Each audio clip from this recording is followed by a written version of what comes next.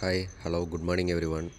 நேற்று நம்ம சொல்லியிருந்தோம் கோல்டு வந்து பார்த்திங்கன்னா பை வந்து 4260 அதில் பை ரேஞ்சு கொடுத்துருந்தோம். அதே மாதிரி எஸ்எல் பார்த்திங்கன்னா 4238 வரைக்கும் எஸ்எல் வச்சுருந்தது. அண்டு டிபி பார்த்திங்கன்னா 4385 பாயிண்ட்ஸ், அதாவது டோட்டலாக 125 பாயிண்ட்ஸ் வரைக்கும் ரேலி ஆகும் அப்படின்னு சொல்லி கொடுத்துருந்தது.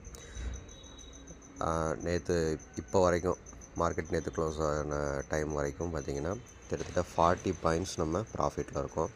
இதுதான் வந்து ஆக்சுவலாக ஸ்னைப்பர் என்ட்ரி அண்ட் அதே மாதிரி sniper exit. In case Monday watch பண்ணலாம், கண்டிப்பாக மேலே போகிறதுக்கு பை ஆகிறதுக்கு வாய்ப்பு இருக்குது.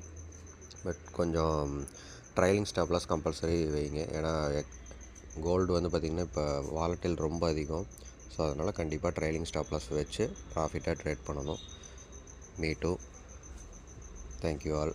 Like and subscribe, share. Thank you. Hi hello good morning every one.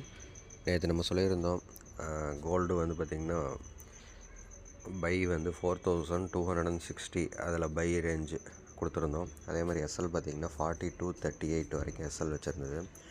And DP பார்த்திங்கன்னா 4385 பாயிண்ட்ஸ், அதாவது டோட்டலாக 125 பாயிண்ட்ஸ் வரைக்கும் ரேலி ஆகும் அப்படின்னு சொல்லி கொடுத்துருந்தது. நேற்று இப்போ வரைக்கும் மார்க்கெட் நேற்று க்ளோஸ் ஆன டைம் வரைக்கும் பார்த்திங்கன்னா கிட்டத்தட்ட 40 பாயிண்ட்ஸ் நம்ம ப்ராஃபிட்டில் இருக்கோம்.